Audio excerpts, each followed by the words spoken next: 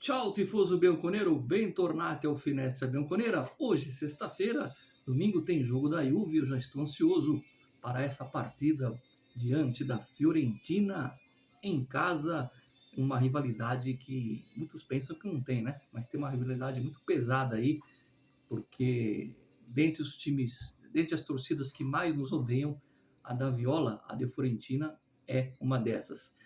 Eu começo o vídeo ainda falando dessa questão do McKen, um pouco mais calmo em relação a ontem, né?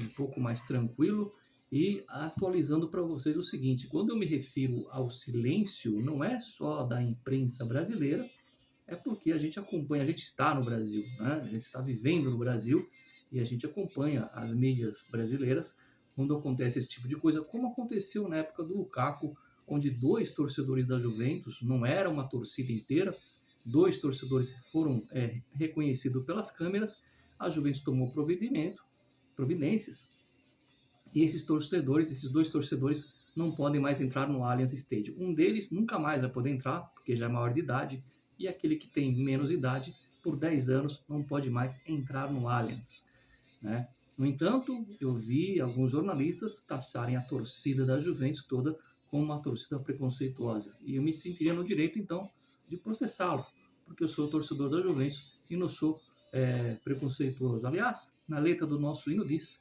o branco que abraça o negro, o branco que abraça o preto. Não é por acaso essa letra de hino, não. Mas atualizando para vocês a questão do McKean, a minha indignação é óbvio que é também com a Federação Italiana, com a FIGT. Aliás, enquanto tiver o Gravina lá, não me surpreende. Nós vimos o caso do Acerbi, jogador da Inter, que deferiu esse tipo de palavras preconceituosas contra o jogador Jesus e, diante de tantas telecâmeras, diante de tantas evidências, não foi feito nada. Nada, absolutamente nada, né? Com o Acerbi, e o Gravina até a cara de pau de falar que acredita no depoimento do Acerbi, né?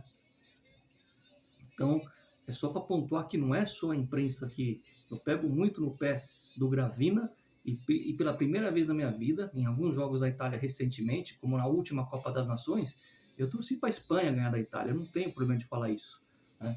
E o Gravina, mas Deus quiser, ele vai vazar, porque a coisa tá mal para ele, né?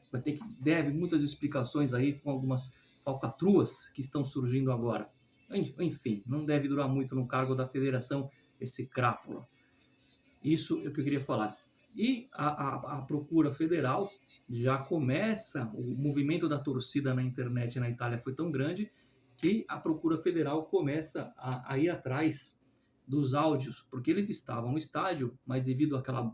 Eu vou até acreditar, porque devido àquela gritaria toda, quem frequenta estádio sabe disso, às vezes você não ouve, dependendo, se você estiver no gol do lado oposto, você não vai ouvir nenhum tipo de manifestação ou insulto.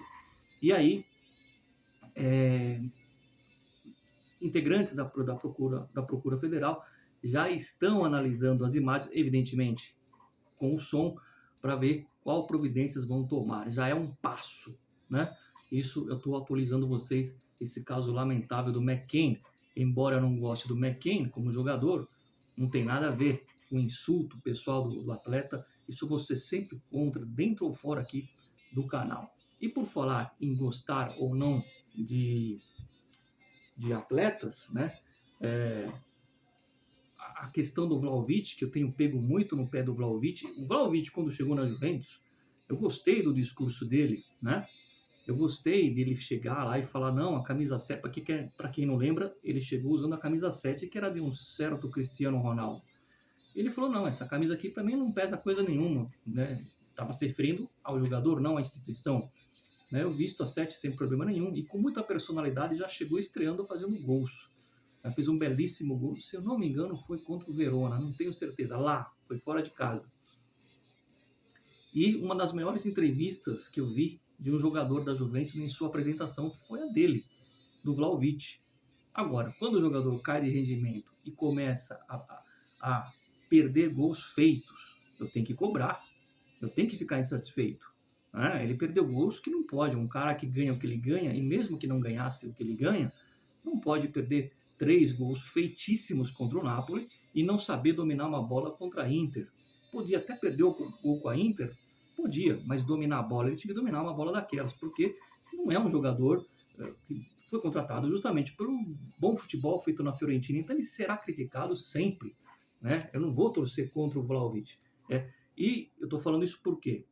Porque hoje eu vi uma postagem, vocês devem ter visto, do Ozil, jogador da Alemanha, da seleção alemã, com a camisa da Juventus, com o nome dele ali personalizado, como se fosse um torcedor, e ele dizendo que a carreira dele foi muito maravilhosa, foi brilhante, que ele foi vencedor em vários clubes, que ele se apegou a todos os clubes que ele jogou, mas ficou faltando algo na carreira dele, que foi o quê? Jogar na Juventus. Então, quando eu falo da Juventus, você veja, um jogador super vencedor como o Ozil dizendo que faltou alguma coisa na carreira dele, ficou um buraco, e essa coisa é a Juventus. Que isso sirva de inspiração para o Vlahovic, que nessa semana fez uma declaração de amor ao clube e à cidade de Turim, dizendo que quer ficar por muitos anos, dizendo que pretende levantar a Champions, enfim, e que gosta da cidade e tudo mais. Eu fico feliz com esse tipo de declaração e vou sempre apoiar, mas agora eu vou cobrar. Um jogador que recebe a bola na frente do goleiro, eu vou cobrar que ele pelo menos chegue perto de fazer o gol. E outra coisa, houveram problemas de bastidores de disciplina envolvendo o senhor Vlahovic. Indisciplina que eu digo, em incompatibilidade de você você pode não, por exemplo, você pode não compactuar da ideia do treinador. Né? Se o Alegre chegar e pedir para o Chiesa jogar de tercino, o Chiesa não vai gostar, mas vai jogar. O que aconteceu contra o Napoli, como tomamos de 5. O Vlahovic, ele também ele pode não discutir com o treinador algum ponto, mas ele tem a obrigação de respeitar o treinador, seja quem for, seja o Ancelotti, seja o Tite, seja o Lazzaroni, seja o Abel Ferreira, seja o Tele Santana, seja enfim, esse que está no Barcelona agora, aí, o ex-jogador, o Zidane, enfim. O treinador pede, o jogador não tem que ficar, né, com birrinha. Porque e ainda mais quando é um jogador que tem um certo nome, né, é visto como uma das estrelas do time, isso acaba influenciando os outros, isso não é bom para o vestiário. Então essas críticas serão sempre feitas. Eu vou acelerar aqui o vídeo porque tem informação de mercado, como vocês viram aí na capa, né? E é interessante assim, vamos lá. Depois de McKennie, depois de Vlahovic, vamos às notícias do mercado, porque o Giuntoli, muita gente questiona, o Giuntoli não fez nada, primeiro ano, que decepção. Vocês estão redonda. Você tá vendo essa bola aqui, ó? Vocês estão redondamente enganados. O Giuntoli está trabalhando muito já visando a próxima temporada, porque ele chegou com um final de ciclo, ele não podia, devido às proporções, mexer no que está para terminar. Tanto que o staff dele ainda não veio por completo, vai vir a partir do meio do ano, a partir do verão, a partir da próxima janela. Isso não impede dele já estar articulando. Já trouxe informação que houve contato dele com o Thiago Motta, tem uma informação que o Thiago Motta já aceitou, tem a informação do Lewis Ferguson, jogador escocês do Bolonha, que deve pintar na Juventus, né? E trago para vocês, reforço a informação do Carnesec, que é um goleiro que pertence à Atalanta, mas que o Giuntoli quer muito, tá pegando aí o valor, a Juventus tenta fazer envolver um jogador ou fazer uma contraproposta, porque está próximo dos 40 milhões, mas o Giuntoli entende que o Carnesec é o substituto do Szczesny, deve ser contratado, deve ser feito um esforço para a chegada do Carnesec. E atenção, duas informações também. O jovem promissor Ricardo Calafiori vem fazendo um bom campeonato com o Bolonha, como outras peças do Bolonha, porque o Bolonha pode ir para a Champions League, pode passar a Juventus, e se chegar entre os 4, essa ida do Bolonha para a Champions é um fato histórico para eles, mas isso não é só pelo bom futebol que o time joga, taticamente falando, nas mãos do Motta. Tem bons valores lá que encaixaram, e um deles é o Calafiori, um jovem promissor, como eu disse, um jogador que pode sim fazer parte de uma seleção italiana, para mim vai fazer, é muito novo ainda para a gente falar, mas é um jogador que me lembra aquela safra quando surgiu lá atrás, bem lá atrás, né, há mais de 15 anos, quando surgiram jogadores como Gattuso, Di Vaio, depois mais tarde Chiellini, Bonucci, me lembra muito o perfil desses caras que eu citei agora há pouco. e que foram bem na seleção, né? O Di Vaio teve uma passagem menos vitoriosa, o Gattuso foi campeão do mundo, o Chiellini e o Bonucci não ganharam o mundo, mas ganharam a Eurocopa, enfim, jogaram, né, em alto nível na seleção, e o Calafiori é um nome muito forte do Giuntoli e que é também um jogador do Bolonha. Então vocês vejam aí que as coisas vão se encaminhando. Então Carnicer, reafirmo, goleiro, e Calafiori, jogador meio atacante, são nomes do Giuntoli, e já houve contato, inclusive, com o agente do jogador Riccardo Calafiori, né? E aí, falando em contato com a gente, né, viram um vídeo que eu fiz recentemente, né, do Retegui, jogador que fez lá 2 gols no jogo contra o Equador ou foi contra a Venezuela? Agora me ajudem aí, foi agora nessa parada da FIFA, ele fez 2 gols, a Itália venceu por 2-1. Puta, eu tô com uma memória, mas é recente, agora, foi a semana passada aí da FIFA. O Retegui fez 2 gols, até coloquei no título, né? Retegui. Na Itália, quando você fala gol, você fala rete. Foi isso que eu brinquei lá no título do vídeo. O Retegui, a informação que eu tenho é que houve já um contato do Giuntoli com um agente do Retegui, mas foi apenas um contato, não houve nenhum início de negociação, mas houve um contato, portanto, a gente passa para vocês que o Retegui pode vir jogar ao lado de Dusan Vlahovic. Dusan Vlahovic, que apesar das minhas críticas, está sendo preparado um contrato de renovação e parece que ele vai renovar. Detalhe, deve baixar um pouco, deve manter o mesmo valor do salário, ia ganhar um pouco mais, talvez não ganhe tudo que ele pretende, talvez aumente só um pouquinho, e aí talvez ele comece a mostrar realmente que não são só palavras de amor à camisa, entre aspas, né, que ninguém ama a camisa, mas de amor à cidade, enfim, fazer um esforço para continuar na Juventus. E eu quero dizer para vocês o seguinte, quando eu falo que o Giuntoli está trabalhando, preparem-se para o mercado, eu já tenho a dinâmica do mercado como deve ser. Vão haver várias saídas e não esperem contratações bombásticas neste momento, neste mercado. Não esperem jogadores, né, já com nome que chegam lá, né? Não é só questão financeira, também, né? Lembrando que não é que a Juventus está falida, está quebrada, nada disso. O dono da Juventus é o Elkan. O Elkan Talum, né?